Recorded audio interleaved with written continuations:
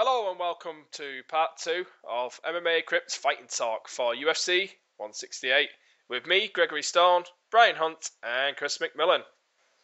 Okay, moving on to round 3 and a pair of heavyweights in Josh Barnett and Travis Browne. This fight has sort of flown under the radar a little bit.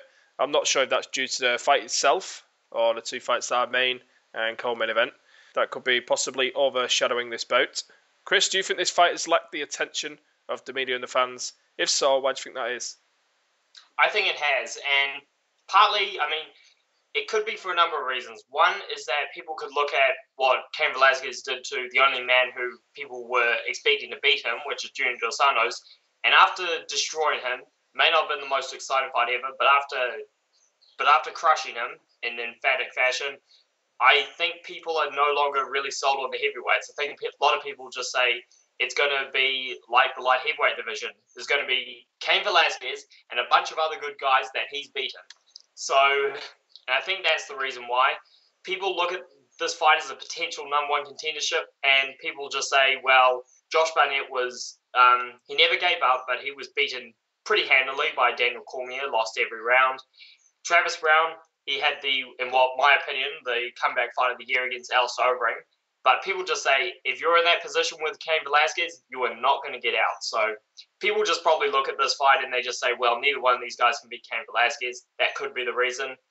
The other reason is that we've got two title fights, and in my opinion, the two biggest rematches of the year as the main and co-main event. So that, I think, is the reason. But I can tell you this, and I've spoken to people about this fight, proper, real fans of the heavyweight division are extremely excited about this fight because they don't know what's going to happen. Brian, do you think this fight has lacked the attention of the media and the fans? Yeah, it's kind of weird because Josh is pretty good about promoting fights. He's decent. Now, if they were covering the piss contest against Josh versus the Cup, I think we'd be all over it because that would be exciting. That would be extremely exciting to see if Josh can beat a Cup for 3 fights in a row. But the piss test, it's kind of after the fight, so we don't know about it. So it's hard to get excited about a Josh Barnett fight because it's almost 50-50 he's going to fail the piss test. So I have a hard time getting excited for any Josh Barnett fight. It's unfortunate that is taken away from the sport so much for me. And I've grown to like the guy a little bit more. I really have. But that aspect of the cheating just really, really takes away. So I will be I forgot about this fight. I really did. And I don't know if Travis Browne coming off the Overeem fight, is that a good showing? Is that just a strong-hearted showing? He was fucking hurt, but I don't know if you can say that's a good win. I think it is. Obviously, he took a ton of punishment. And we know Overeem it's hard, he's knocked out K1 level fighters in the past, So for him to take that much punishment, we had a little chat the other day with Chris. I mentioned, to me, it's not always about your skill set. It's also about how much punishment you can take in a fight. That's the biggest key to fighting. How much punishment can you take? So I was impressed. 100%, I totally agree. Yes, it is. Travis Browne, it's a good win. It's a good comeback. But is it a good showing? To get beat up for as much as he got beat up, and then the guy gets tired, and then you fuck him up. That's just.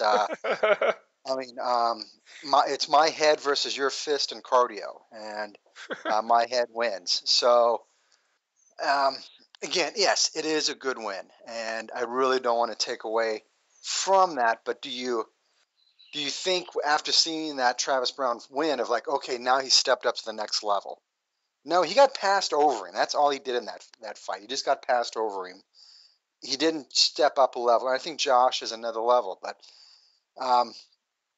it's as Chris said, it's going to be a hard fight to really push with the 2 other fights on this card. Chris, do you think Travis Browne is a potential dark horse of the UFC heavyweight division? Yes, I think he is, but if he beats Josh Barnett, he is no longer the dark horse. He is top contender for sure, or one of the top contenders. The thing about Travis Browne is that a lot of people were saying that besides Stefan Struve, before his fight with Antonio Silva, he had not fought any guys ranked in the top 10. Then he loses to Antonio Silva, and people say, well, this guy was overhyped. Then you find out that he suffers a fluke injury at the start of that fight against a guy who was freaking huge. Then he comes back, and the Gabriel Gonzaga fight was very questionable due to elbows, due to illegal elbows.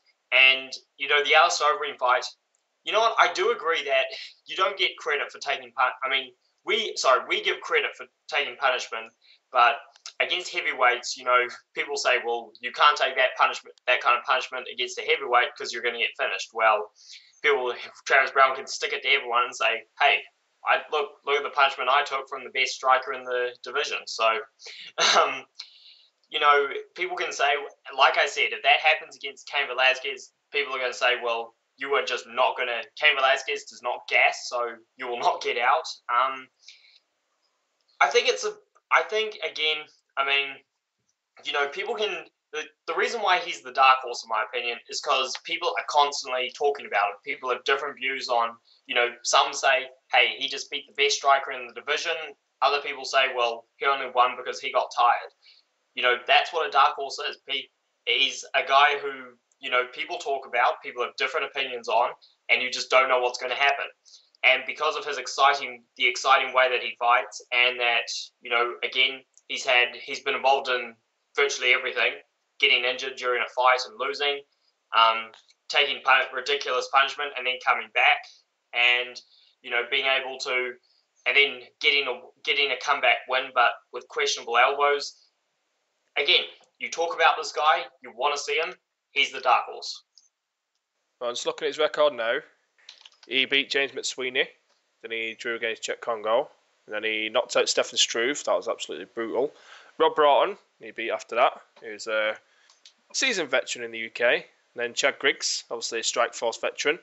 His next 3 fights were Antonio Bigfoot Silva, where he lost, and then he beat Gabriel Gonzaga and Alistair Overeem. So he seems to be amassing quite a record there.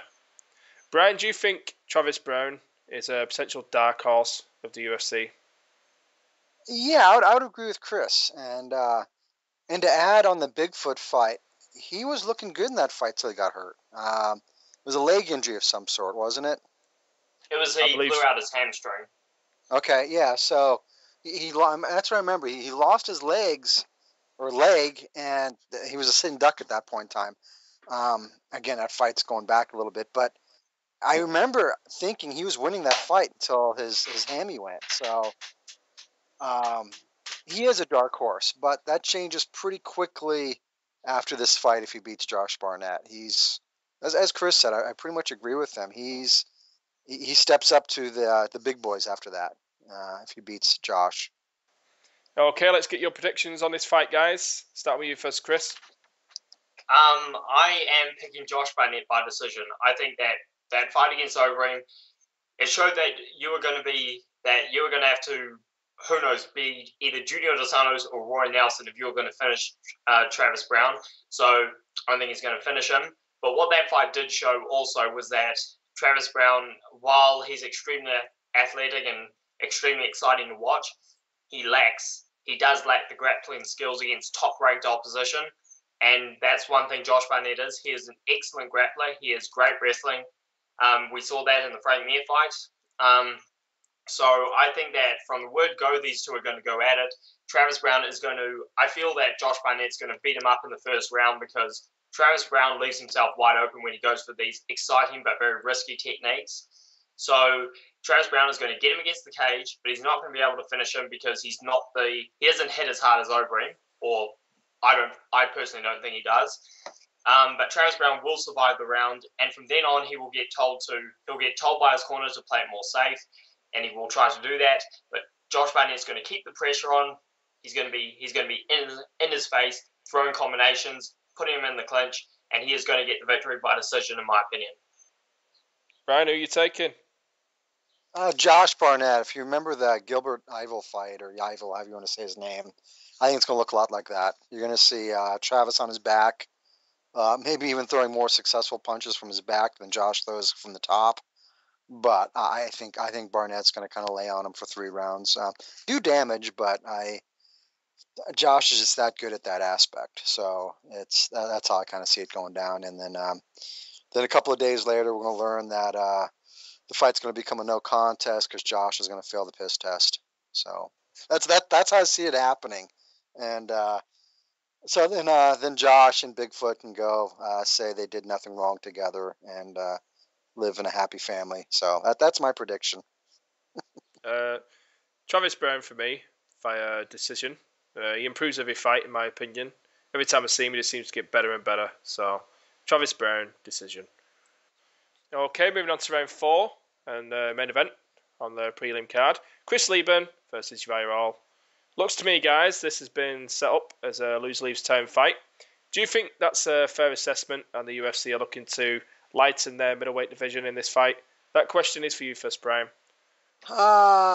Yes. Yeah. I mean, Leben puts on exciting fights, but it's sad. I mean, I really think he's not going to look good in this fight. He's going to be a game fighter. He's always a game fighter, but I don't think he's going to look very good. It's sad. I mean, I think Leben has lots and lots of skeletons in his closet, so I think him being in the UFC keeps him on a fairly straight line, as straight as this guy can be. And I think if he gets cut, or when he gets cut, I don't know what's going to happen to the kid. And that concerns me about his future. Not as a fighter, as a human type of thing. And but it is what it is. It's definitely, I say loser.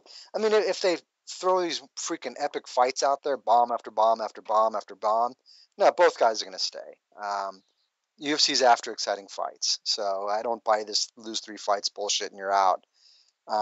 If it's an exciting fight and both guys fucking bring it and one person falls, then I'm good with both guys staying, because Leben does put on exciting fights. Just I don't see him looking very good. I see him being tired probably 4th minute into the fight, and then just survival mode after that. Chris, do you think this has been set up as a lose-leaves-town fight by the UFC? To be honest, I'm not too sure about that. I have to say that I originally think it was. However, then I started thinking that if one of these guys comes out, if they look good, if they put on fight of the night or an exciting fight and look extremely good and one of them loses, I felt they will stay. With that being said, Pat Barry, who always puts on exciting fights and doesn't always come and loses as much as he wins, he was just recently cut by the UFC. So I'm not sure, but, you know, hypothetically, that is what we're billing this as. And I think it's perfect, because take it away that Chris Leben's the older guy and Uriah Hall's the new guy. You've got to say that Chris Leben was a guy who, if you saw season 1 of The Ultimate Fighter, you will know that this guy was a guy who had trouble tapping into his potential because he was, you know, he had a troubled background. He was a guy who was very talented, but wasn't really able to unlock that full talent. And now you look at Uriah Hall, we've seen what this guy can do on The Ultimate Fighter, but he hasn't tapped into that yet in the UFC. So, and this is a perfect fight. Like I mentioned to you earlier, Gregory, that this is a perfect fight style-wise, because Chris Leben is going to make you fight. Even a diminished Chris Leben, if you look against Uriah Hall against Chris Weidman, then you will see that if a guy can put pressure on Uriah Hall and tag him over the top, then he can finish him. So, now I don't think Chris Leben's going to do that, but but again, Chris Leben, very talented, has had trouble tapping into that potential before. You don't know what's going to happen. Uriah Hall, he was highly touted to possibly even face Anderson Silva, which was pretty crazy, considering these talks were coming about even before he had his first professional UFC bout. Brian, do you think Uriah Hall has had too much pressure placed on his shoulders? Absolutely, but he needs what some of us kind of hate about Ronda. He needs a little bit of that, maybe 3% of what Ronda offers, and that type of animosity in a fight. He needs it. He's too passive of a fighter, too nice of a guy. It's he needs to tell the world to fuck off. Let's fight, and that's where he's going to falter.